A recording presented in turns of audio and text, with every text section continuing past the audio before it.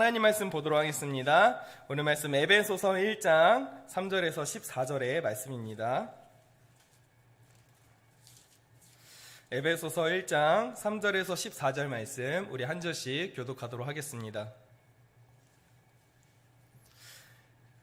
3절 읽겠습니다. 찬송하리로다. 하나님 곧 우리 주 예수 그리스도의 아버지께서 그리스도 안에서 하늘에 속한 모든 신령한 복을 우리에게 주시되 곧 창세전에 그리스도 안에서 우리를 택하사 우리로 사랑 안에서 그 앞에 거룩하고 흠이 없게 하시려고 그 기쁘신 뜻대로 우리를 예정하사 예수 그리스도로 말미암아 자기의 아들들이 되게 하셨으니 이는 그가 사랑하시는 자 안에서 우리에게 거저 주시는 바 그의 은혜의 영광을 찬송하게 하려는 것이라. 우리는 그리스도 안에서 그의 은혜의 풍성함을 따라 그의 피로 말미암아 속량 곧 죄사함을 받았느니라. 이는 그가 모든 지혜와 총명을 우리에게 넘치게 하사 그 뜻의 비밀을 우리에게 알리신 것이요 그의 기뻐하심을 따라 그리스도 안에서 때가 찬 경륜을 위하여 예정하신 것이니 하늘에 있는 것이나 땅에 있는 것이 통이 되게 하려 하심이라. 모든 일을 그의 뜻의 결정대로 일하시는 이의 계획을 따라 우리가 예정을 입어 그 안에서 기업이 되었으니 이는 우리가 그리스도 안에서 전부터 바라던 그의 영광의 찬송이 되게 하려 하심이라. 그 안에서 너희도 진리의 말씀 곧 너희의 구원의 복음을 듣고 그 안에서 또한 믿어 약속의 성령으로 인치심을 받았으니 함께 읽겠습니다. 이는 우리의 기업의 보증이 되사 그 얻으신 것을 속량하시고 그의 영광을 찬송하게 하려 하심이라. 아멘. 찬송의 이유라는 제목으로 하나님의 말씀 전하도록 하겠습니다.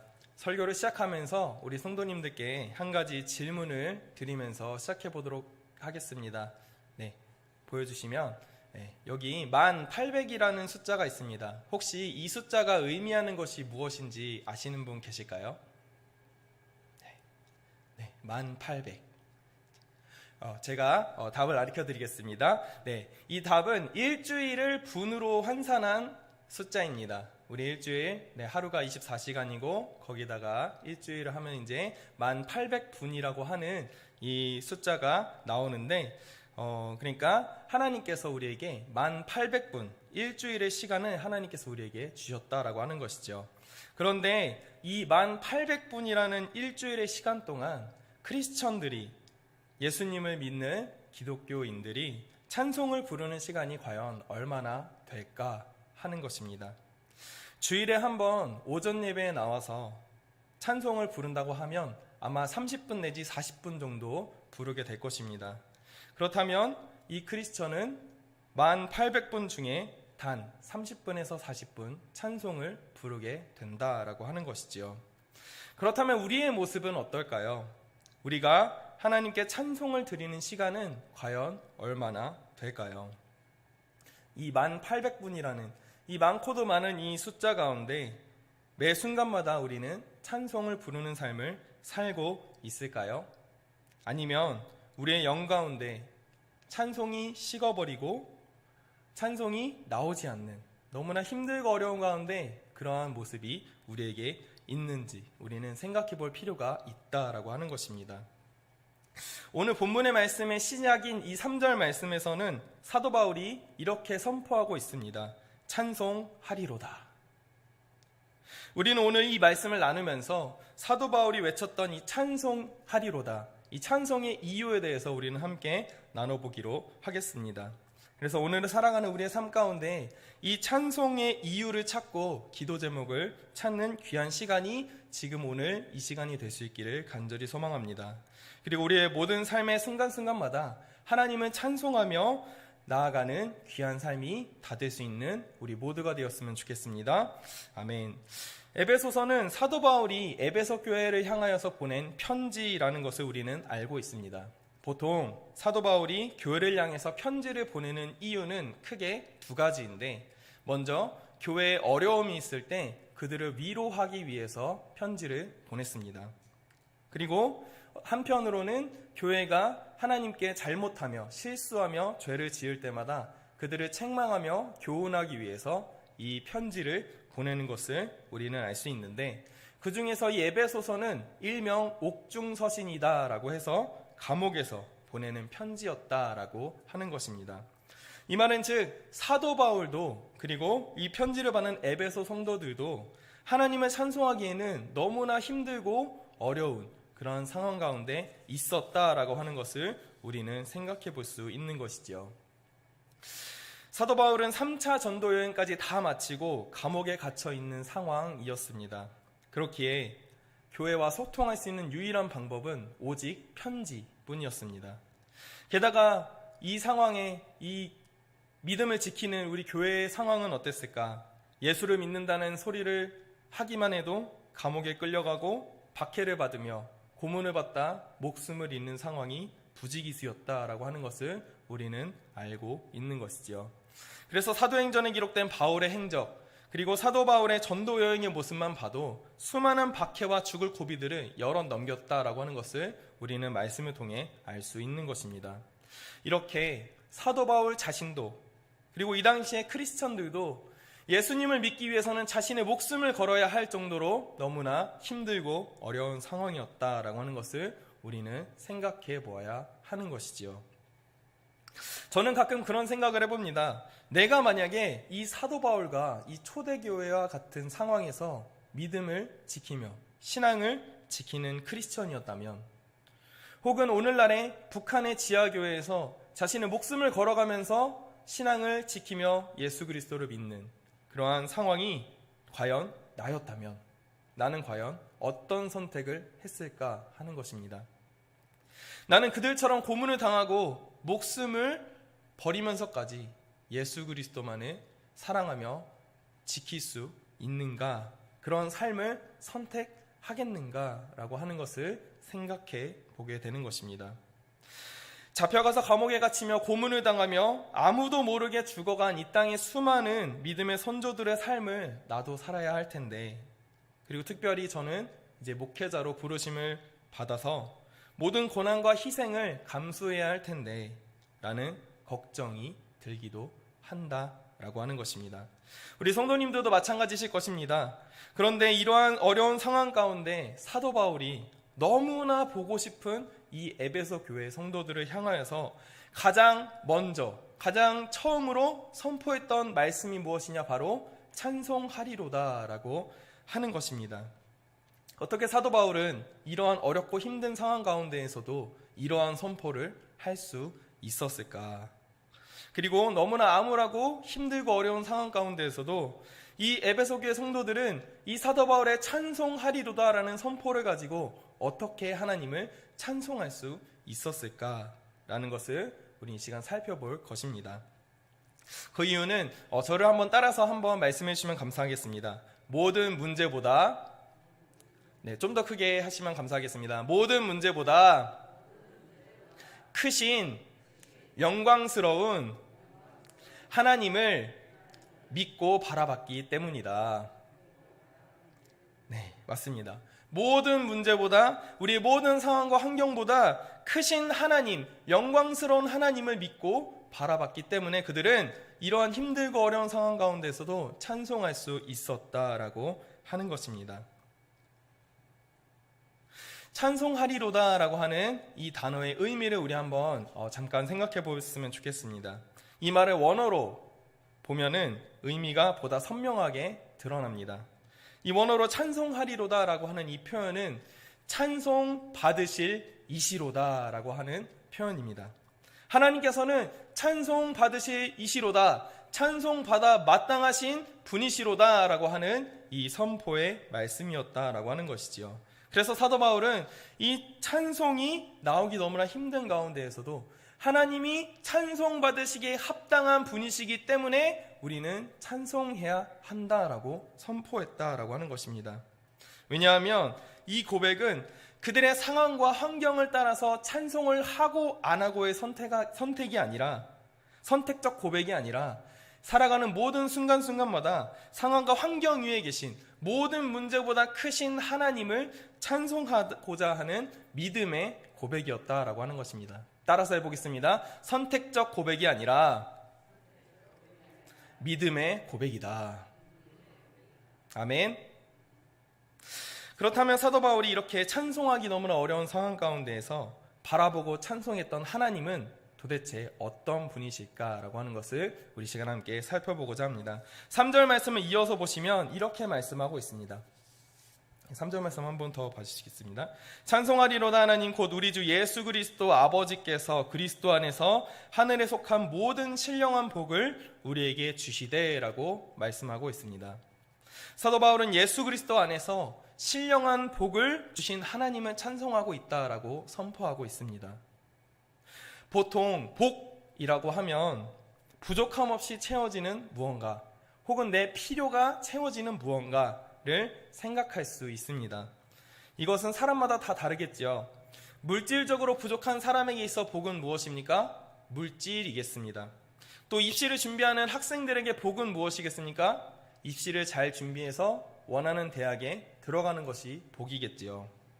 또 승진을 원하는 사람에게 있어 복은 무엇입니까? 승진이겠습니다. 이 땅을 살아가면서 우리는 많은 복을 누릴 수 있지만 이 오늘 사도 바울이 말하는 이 하늘의 신령한 복은 이런 복과는 차원이 다른 복이다라고 하는 것을 우리는 생각해 보아야 하는데, 이 복은 무엇이냐? 오직 예수 그리스도 안에서 하나님께서 주시는 복이다라고 하는 것을 선포하고 있다라고 하는 것입니다. 그렇다면 신령한 복이라고 하는 것은 도대체 무엇일까요? 우리는 오늘 이 신령한 복을 세 가지 부분으로 나눠서 함께 생각해 보고자 합니다.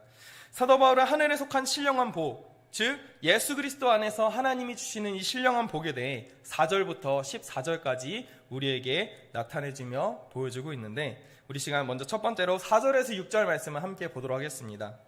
4절에서 6절 말씀 제가 읽습니다. 곧 창세전에 우리 안에서 그리스도 안에서 우리를 택하사 우리로 사랑 안에서 그 앞에 거룩하고 흠이 없게 하시려고 그 기쁘신 뜻대로 우리를 예정하사 예수 그리스도로 말미암아 자기의 아들들이 되게 하셨으니 이는 그가 사랑하시는 자 안에서 우리에게 거저 주시는 바 그의 은혜의 영광을 찬송하게 하려는 것이라 말씀하고 있습니다.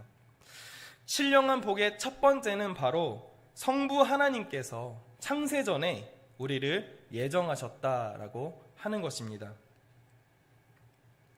창세전에 그리스도 안에서 우리를 택하시며 예정하셨다. 삼위일체 하나님께서 우리를 선택하셨다라고 하는 것입니다. 이것을 신약적 용어로 예정이라고 합니다. 예정은 오직 하나님의 주권으로 완전하신 계획 안에서 선택하신 것을 의미합니다. 오직 하나님의 지혜로, 사람의 지혜로 이해할 수 없는 하나님의 지혜로 선택하신 것이 바로 예정이다라고 하는 것입니다. 그래서 가령 이 예정을 잘못 생각하는 사람들이 있음을 우리는 볼 수 있습니다. 하나님께서 너무하시다는 말을 그들은 하게 되는데 이렇게 말하곤 합니다. 아니, 하나님께서는 사랑의 하나님이신데 왜 구원받을 사랑을 정해놓고 다른 사람들은 버리시나요? 하나님이 사랑의 하나님 맞나요? 그럼 선택하지 못한 사람들은 그냥 버림받아 끝나는 것인가요? 라고 하는 그러한 말을 하는 사람들이 있습니다. 하지만 이것은 사랑이신 하나님을 매정한 하나님, 미움과 그들을 버리는 하나님으로 생각하는 그러한 일들을 벌이게 되는 것이지요. 하나님을 믿어 자녀된, 하나님의 자녀된 우리를 선택하신 예정을 단지 믿을 뿐입니다. 감사할 뿐입니다. 이것이 바로 신령한 복을 이해하는 방법이다라고 하는 것입니다. 3월 초쯤에 이 부분을 가지고 교역자들과 잠깐 나누는 시간이 있었습니다. 그때 최창준 목사님께서 이 예정에 관해서 이렇게 말씀을 하셨습니다. 우리는 하나님이 자녀 삼고자 예정하신 것을 믿습니다. 그리고 예수님을 믿는 우리는 늘 감사하는 마음을 감사하기 위해서, 하나님께 그 감사와 은혜를, 영광을 돌리기 위해서 이 예정론을 사용하는 것입니다 라고 말씀하신 적이 있습니다. 신학자 칼빈도 에베소서 설교에서 예정에 관하여서 이렇게 말했습니다. 우리는 논증에 의해서나 이성에 의해서 하나님이 어떻게 창세전에 우리를 선택하셨는지 이해할 수는 없지만 하나님이 우리에게 그것을 선포하심으로 안다. 말씀을 통해 선포하시며 깨닫게 하심으로 우리는 안다. 그리고 믿음 안에서 깨닫게 될 때 그 진리가 충분히 스스로 입증되는 것이다 라고 말했습니다. 이것은 어떤 말씀입니까? 즉 우리는 창조주 하나님의 완전하신 예정 가운데 선택된 것으로 단지 기뻐하고 감사할 뿐이다 라고 하는 것을 우리는 기억해야 하는 것이죠. 피조물로 우리가 창조된 만들어진 자로서 늘 하나님을 찬송해야 하는 이유다라고 하는 것입니다. 그래서 6절 말씀을 한 번 더 보시면 이렇게 말씀합니다. 이는 그가 사랑하시는 자 안에서 우리에게 거저 주시는 바 은혜의 영광을 찬송하게 하려는 것이라. 아멘. 우리를 창세전부터 값없이 우리를 택하신 이 예정을 생각한다면 우리는 찬송을 안 할 수 없는 것입니다. 사랑하시는 자 안에서 우리에게 거저 주신 바, 이것은 우리의 노력이나 우리의 공로, 우리의 착한 일, 우리의 돈이 많고 적음에 따라 선택된 것이 아니라 단지 값없이 주시는 하나님의 은혜의 선택이었다라고 하는 것을 사도 바울은 선포하고 있는 것이지요. 이러한 은혜의 찬송이 우리 가운데 늘 함께 하시기를 간절히 소망합니다.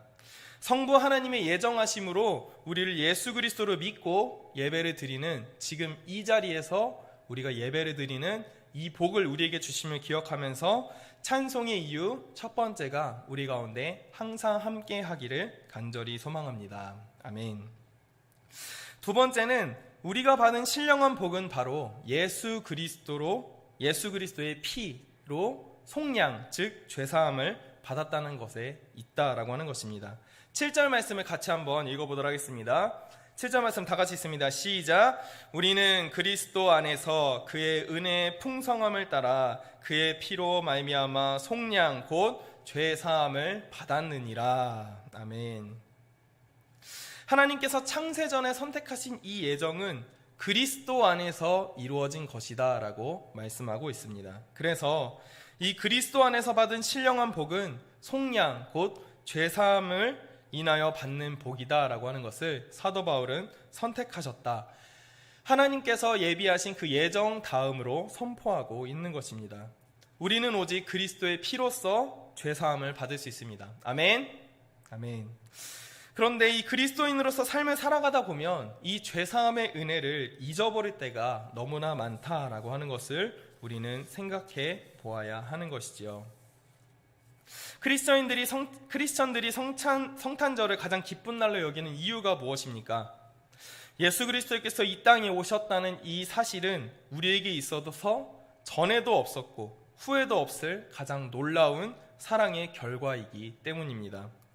우리를 향하신 하나님의 놀라운 사랑이 있었기에 이 예수님께서 이 땅에 오신 것이 가능했다라고 하는 것이지요. 그래서 로마서 5장 8절 말씀에선 이렇게 말씀하고 있습니다. 우리가 아직 죄인 되었을 때 그리스도께서 우리를 위하여 죽으심으로 하나님께서 우리에 대한 자기의 사랑을 확증하셨느니라. 아멘. 예수님께서 우리에게 하나님의 사랑을 보이시기 위해서 이 피 흘려 죽으신 십자가를 한번 우리는 생각해 보아야 하는 것입니다. 아무 죄 없으신 그분께서 끌려가셔야만 했습니다. 수많은 거짓과 모함을 받아 재판장에서 모욕을 받으셔야만 했습니다. 머리에는 가시면류관을 쓰시고 몸은 채찍에 수옷이 맞아 찢기며 피투성이가 되었던 그 예수님, 정상적인 몸으로도 지고 가기 힘든 그 십자가를 그렇게 수많은 고통을 받으시면서 지셨다라고 하는 것입니다. 또 어떻습니까? 두 손과 두 발목에 못이 박히셨습니다. 영원히 돌아가시기 전까지 그 모든 고통을 다 감당하셨던 예수님의 십자가인 것이지요. 그러나 예수님께서 겟세마네 동산에서 기도하시며 가장 크게 두려워하시며 슬퍼하셨던 이유가 있었다라고 제가 금요일날 설교 시간에 말씀을 드린 것이 있는데 무엇입니까? 바로 하나님께 철저하게 외면당하시는 죽음이었다라고 하는 것입니다. 제가 정말 사랑하는 이 찬양이 한 곡 있는데 그 찬양의 가사에서 이런 가사가 있습니다. 인간을 지은 하나님이 인간 손에 죽으셨네. 주가 싫어 멸시한 우리 위에 죽임을 당했네. 무엇을 위한 사랑인지 무엇을 위한 희생인지 당신은 사랑의 눈먼 주님. 왜? 예수님께서 왜 그러셨습니까? 예수님께서 왜 이렇게 모진 십자가의 고통을 다 감당하셔야만 했습니까? 바로 나의 죄, 우리 모두의 죄 때문이다라고 하는 것입니다. 하나님께서는 예수 그리스도를 나의 구주, 나의 하나님으로 믿고 고백하는 성도들, 즉 저와 여러분들을 선택하셨습니다. 이것이 사도 바울이 에베소 교회에 전했던 신령한 복의 두 번째 내용인, 그리고 두 번째 찬송의 이유다라고 하는 것입니다. 그래서 8절에서 10절 말씀을 보시면 이렇게 말씀합니다. 8절 말씀, 이는 그가 모든 지혜와 총명을 우리에게 넘치게 하사, 9절, 그 뜻의 비밀을 우리에게 알리신 것이요 그의 기뻐하심을 따라 그리스도 안에서 때가 찬 경륜을 위하여 예정하신 것이니 하늘에 있는 것이나 땅에 있는 것이 다 그리스도 안에서 통일되게 하려 하심이라 말씀하고 있습니다. 예수 그리스도의 모든 구속사는 사람의 지혜와 총명으로 이해할 수 없는 것입니다. 오직 하나님의 지혜와 총명으로 그 일을 우리에게 보이신 것이고, 구속사를 통하여서 마침내 우리는 예수 그리스도를 믿으면 구원을 얻는 놀라운 은혜를 얻게 된 것입니다. 이것이 바로 성부 하나님께서 우리를 예정하여 주신 신령한 복의 두 번째 내용이다. 그렇게 결과적으로 우리는 11절과 같은 은혜를 입었다라고 하는 것을 생각해 볼 수 있습니다. 우리 11절 말씀 함께 읽어보도록 하겠습니다. 같이 읽습니다. 시작. 모든 일을 그의 뜻의 결정대로 일하시는 이의 계획을 따라 우리가 예정함을 입어 그 안에 기업이 되었으니, 12절도 같이 읽겠습니다. 이는 우리가 그리스도 안에서 전부터 바라던 그의 영광의 찬송이 되게 하려 하심이라. 아멘. 기업이 되었다는 것은 예수 그리스도의 피로 인하여서 더 이상 세상의 소유가 아니라 하나님의 소유가 되었음을 인정하는 그러한 의미입니다. 그렇게 이 자리에서 예배를 드리시는 우리 모두가 주님의 사랑이 찬송으로 고백되어질 수 있기를 간절히 소망합니다. 예수 그리스도를 통하여서 우리에게 주어진 속량, 곧 죄사함의 은혜가 우리 가운데 항상 있어서 삶의 모든 순간마다 이 예수 그리스도의 십자가를 기억하면서 은혜를 찬송하는 우리 모두가 될 수 있기를 간절히 소망합니다. 아멘. 우리는 계속해서 사도 바울이 선포한 신령한 복, 찬송의 이유에 대해서 나누고 있습니다. 첫 번째 내용은 어떤 내용입니까? 창세전부터 우리를 예정하신 성부 하나님의 그 놀라우신 선택하심이었습니다. 그리고 두 번째는 이 예정이 그리스도 안에서 속량 곧 죄사함의 은혜가 우리에게 주어졌다 하는 것을 살펴보았습니다. 그다음 마지막 세 번째는 무엇일까? 마지막 세 번째는 성령으로 우리를 인치심으로 기업의 보증이 되셨다라고 하는 것입니다. 인치심을 받았다는 것은 쉽게 말해 인정을 받았다라는 의미입니다.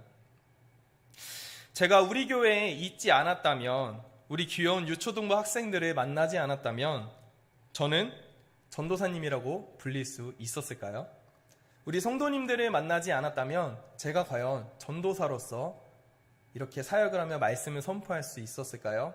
아마 없었을 것입니다. 우리 학생들이, 그리고 우리 성도님들이 저를 전도사님으로 인정하고 불러주었을 때 저는 전도사로 불리며 말씀을 선포할 수 있는 것이죠. 마찬가지입니다.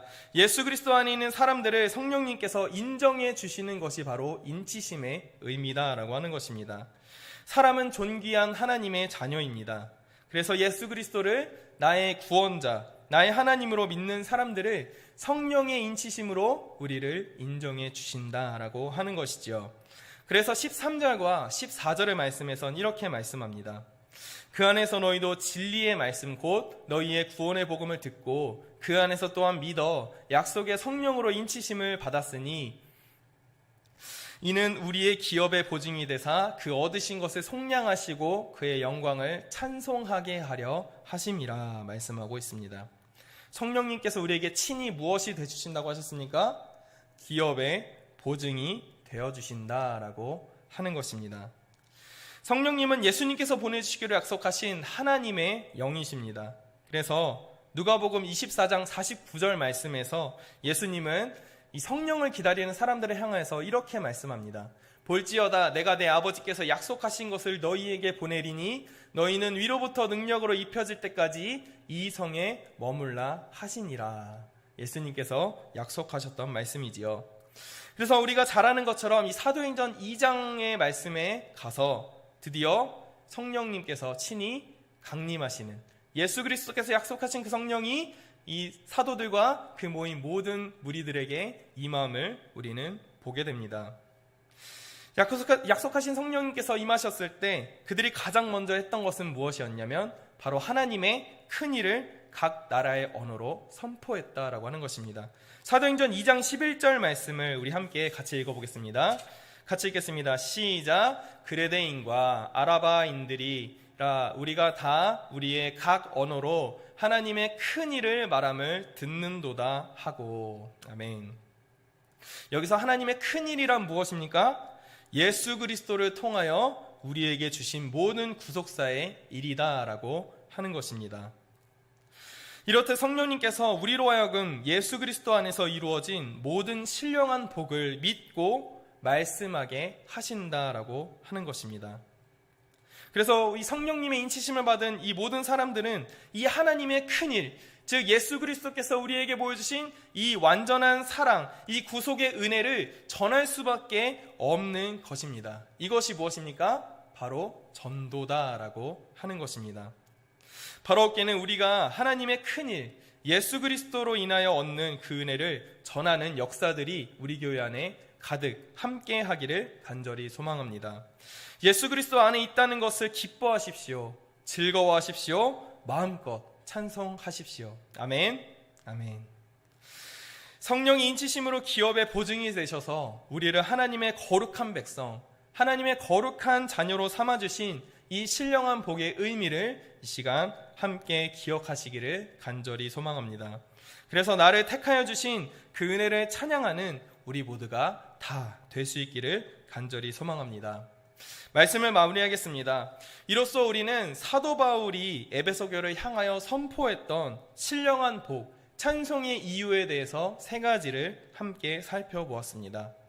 그러나 여기서 우리는 한 가지 분명하게 기억해야 할 것이 있습니다. 본문의 이해를 돕기 위해서 각 부분을 세 단계로 나누었지만 이것은 각각의 찬송의 이유가 아니라 하나의 전체적인 큰 찬송의 이유다라고 하는 것입니다. 우리를 택하신 성부 하나님의 예정도, 성자 예수님을 통하여 자유하게 된 우리의 속량도, 성령의 인치심으로 기업의 보증을 받은 이 모든 복이 하나의 찬송의 이유다라고 하는 것을 우리는 생각해 보아야 하는 것이지요. 그렇기에 우리는 이 신령한 복을 생각하시며 기억하시며 그리스도 안에 있음을 감사하면서 찬송을 불러야 하는 것입니다. 사랑하는 모든 성도 여러분, 우리가 예배 시간에만 찬송을 부르는 것이 아니라 우리의 모든 삶 가운데 찬송의 이유가 가득 넘치는 우리 모두가 될 수 있기를 간절히 소망합니다. 코로나 시대라고 해서 예배를 드리기 너무나 힘들고 어려운 상황이라고 해서, 환경이라고 해서, 그리고 나의 문제와 나의 어떤 상황과 환경으로 인해서 찬송을 부르기 너무나 힘들고 어렵다라고 하더라도 우리는 찬송받으시기에 합당하신 하나님을 찬송하는 선택적 고백이 아니라 믿음의 고백을 드려야 하는 것입니다. 왜냐하면 우리를 사랑하시고 우리를 창세전부터 선택하신 예수 그리스도의 복음을 깨닫게 하시고 기업을 삼아주신 그 하나님의 은혜를 찬송해야 하기 때문입니다. 그 놀라운 경륜을 생각한다면 우리는 찬송하지 않을 수 없다라고 하는 것입니다. 우리의 삶 가운데 문제가 있습니까? 해결되지 못하는 그런 어려움들이 있습니까? 좌절이 있습니까? 그때마다 이 신령한 복, 찬송의 이유를 생각하시면서 기쁜 마음으로 은혜의 찬송을 부르시는 우리 모든 성도님들, 그리고 제가 될 수 있기를 간절히 소망합니다. 하루하루를 살아가며 언제나 기쁨의 찬송, 감사함의 찬송을 부르며 그 놀라운 사랑을 기억하는 우리 모두가 될 수 있기를 간절히 소망합니다. 아멘. 이 시간 함께